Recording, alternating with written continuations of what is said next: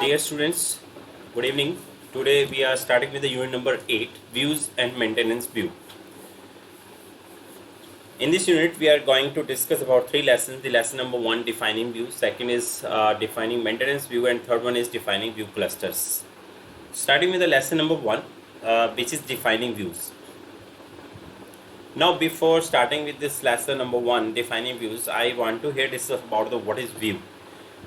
Generally view, you may say that a temporary table, you may say that it is a temporary table, and sometimes the data is scattered among some number of the tables, and we want to get this data from different table to a single table. So we need to create a particular table from these scattered data among all the tables. Then we create a view. Okay. So come to the next slide. You can see this is an example of a view. As shown in the figure, this is a database server.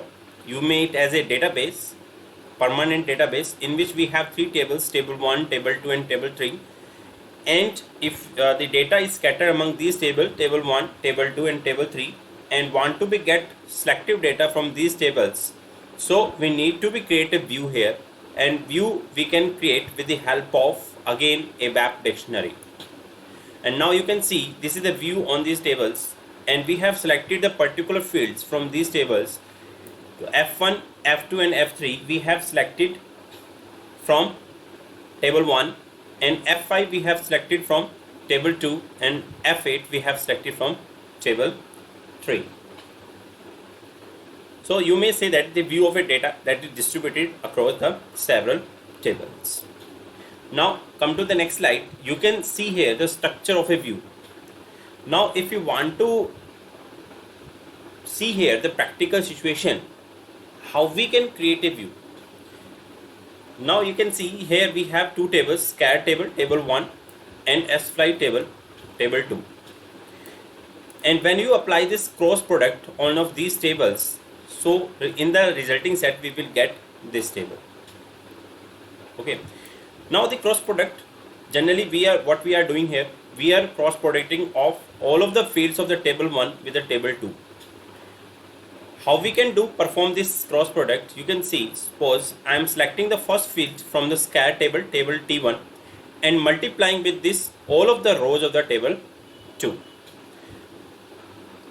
You can see here, suppose this is first row with the char ID is LH and the char name is given here, and multiplying by this one all of the rows, you can get all of these. Similarly, the second row, select the second row from the table 1 and cross multiply by all of these rows, you will get these resultant sets. So here we are getting here the whole table by performing the cross products onto two tables, scar and sflight. Now you are selecting here all of the fields from this table 1 as well as table 2. So this resulting set is called view of these two tables. Now come to the next slide. You can also apply here the joining conditions. Sometimes we use the joining conditions for finding the particular data. In the last slide we have seen that we have select all of the fields of the table 1 and table 2 and get the resulting set as a whole table. But if you want to be select the particular data fields, so you can also select with the help of join conditions. And how we can apply join condition? You can see in this example we are here applying the join condition, and the join condition we are applying with the help of this table char ID and sflight char ID. We are trying to matching this char ID as well as sflight char ID. Now come back to the previous slide, and you can see we have the scar, first field is char ID, and similarly sflight have second field, first field char ID. So we are applying here the join condition on the scar char ID with the sflight char ID joining condition. You can see here.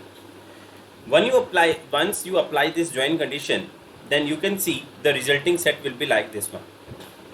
In this table you can see When we are applying join condition, that means we are matching with the table 1 LH char ID with the LH of the table S flight. It will match this one and produce the results like this one. In the whole table you can see LH is the T1 char ID matching this one, so returning result is char name of the table T1. Similarly, the connection ID from the table 2, plain type from the table 2.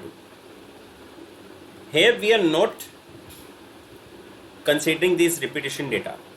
As you know about the normalization process of a database, the first normalization form always says that the repetition of the data is not allowed in the tables. So we will avoid these redundant data LH and LH. Similarly, you can see here the T1 char ID is not matching with the T2 char ID. So the resulting set will not contain this particular row. So we will delete it. Similarly, LH is not matching with this DL. So again we will delete it. Similarly, you can see here the DL is matching with this table 2 char ID DL.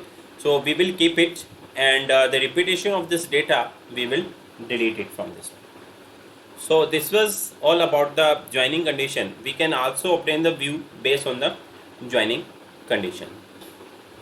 Now come to the next slide. This is in another way. Generally here I want to tell you we have mainly two ways by which you can apply the where conditions, or you may say it as join condition. The join condition based on the projection, that means when we are applying the join condition on the fields of a table, then this is called projection. And when you apply the joining condition based on the fields, based on the tuples or rows, then this is called selection. So come to the first one way of joining condition, and this is called projection. Now you can see this is S flight table, and we are applying the joining condition based on the fields. We are selecting the particular fields char ID, connection ID, price and currency, and obtain the result in a view like this one. Now come to the next slide. Another way, by applying the joining condition onto the rows or tuples. Here we are restricting the set of records that can be displayed on the view on the basis of row selection conditions. Here we are applying the joining condition is S flight currency equal to US dollar. Now you can see and find out here the currency is US dollar is in only the two rows, third row and fourth row. In this third row and fourth row, the joining condition or where clause will match this with table S flight currency US dollar. So it is found, it will return the two rows DL, this one and this one. So you will obtain the resulting set in the form of these two rows, last two rows. Now come to the next topic, and here is an example table of the database view definition, as I have discussed in the lecture that I have taken, and I have asked a question regarding this one, and similarly question here I am asking, suppose a person Smith is traveling from one city to another city, and we have three tables here, S custom, S book and SP fly. So if you want to be search here, if you want to apply the join condition for finding that Smith is going from which city to which city. So we need to be find out the relationship between these three tables. So firstly we will assume the two tables. The first one table is S custom and second is S book. Now firstly we will discuss about the fields of this all of this table. The first table S custom are of having 5 fields, I think, MNDT, ID, name, city and so on, and S book have fields MNDT, char ID, connection ID, flight date, book ID and customer ID. Similarly, for the SP fly we have number of fields MNDT, char ID, connection ID and city from. So the following join conditions that we will apply onto these tables, and these are: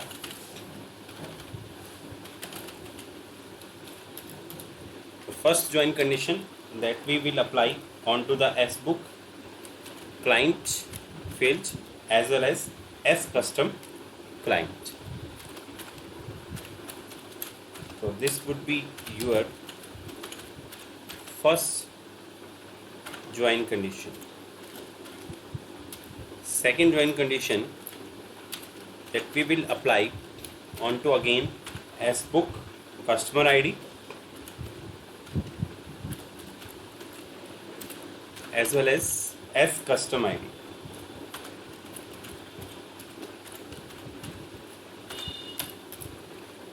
Now the third one join condition that we need to apply on in between SBook table as well as SFly. So first join condition that we will apply on SBook MNDD, second will be on char ID of SBook and SBook connection ID.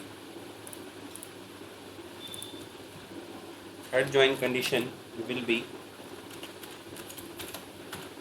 SPFly client equal to SBook client. Fourth one join condition will be on SPFly char ID and SBook char ID.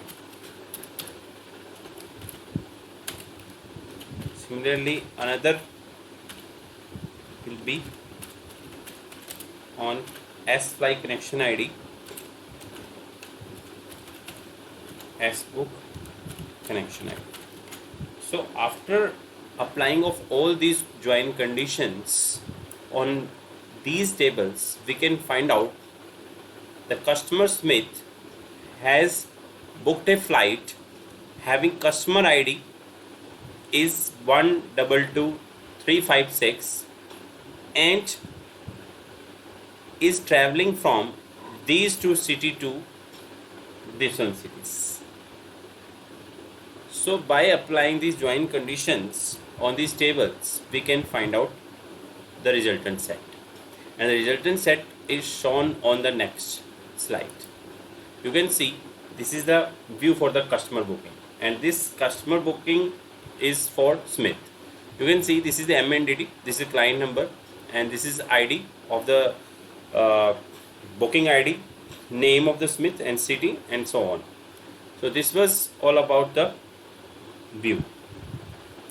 Now come to the next slide. This is an ABAP program. How we can use this view in case of our program, it is showing, and I will explain it into the practical part. Now come to the next topic. This is inner join and outer join. Now we have mainly two types of joining condition. Either we can apply inner join or outer join. Now there is a difference between inner join and outer join. Inner join and inner join consist of only those records which have an entry in all the tables. And outer join includes even those records which are not matching entry in some of the tables. So you can see understand about this one by example. You can see we have two tables, SChar as well as SFlight. It is having two fields, char ID and char name. SFlight are having three fields, char ID, connection ID and plain type. Now you can see the join conditions here. If we are applying the inner join, we are getting this resultant set, and you can see by the definition of inner join, the inner join consists of only those records which have an entry in all the tables. Now you can see the entry in char as well as SFlight, which are in both of these. So you can find out corresponding to this char ID LH is there, and corresponding to SFlight char ID LH is there.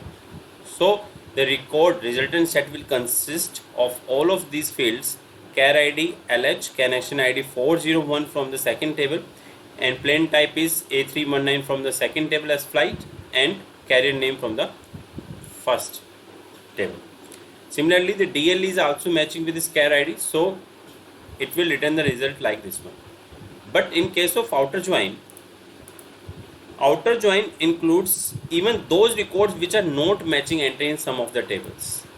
Not matching, that means JL, which is not matching in this second one table.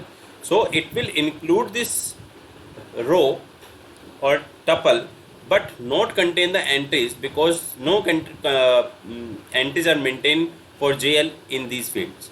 So this, for this connection ID, it would be blank, and similarly for plain type, this would be also blank. So this was all about the inner join and outer join. Now come to the next topic, which is database view. As we have discussed about the database views are the same thing. Database views and views are the same thing. And once you have created this in dictionary, you can use it into the program. Like, we create the work area for the transparent table structure as well as internal table. Similarly, we can also create the work area for the type view. And here the ZVO underscore my view is view. Okay.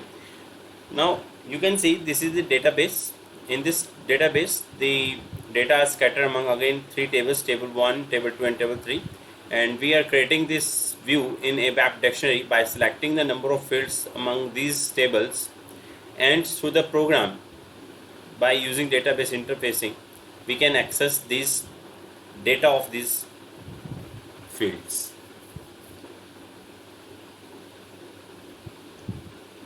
Come to the next topic, dynamic attachment of the table fields in database view.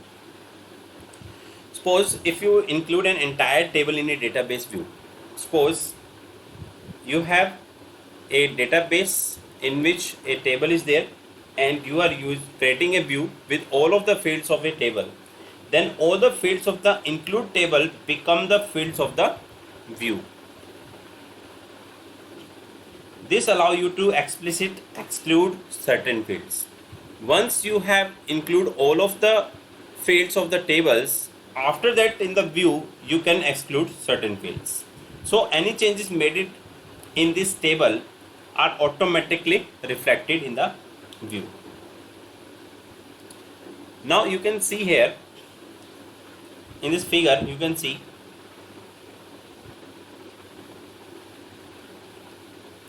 this is table A, table B, and table C, and we are selecting the field 1 F1 and F3, and making the part of this view. Similarly, we are taking all of the fields F4, F5, F6 and making the part of this view, and from this table C we are taking the one field F8. So this view has been created, in which we have select some fields from table A and table C, but we have include all of the fields of this table view. So once you have created this view, that means you are attaching all of the table fields dynamically. And suppose if you want to be include all of the fields in a one go, so you can use here the star as a field name. Okay.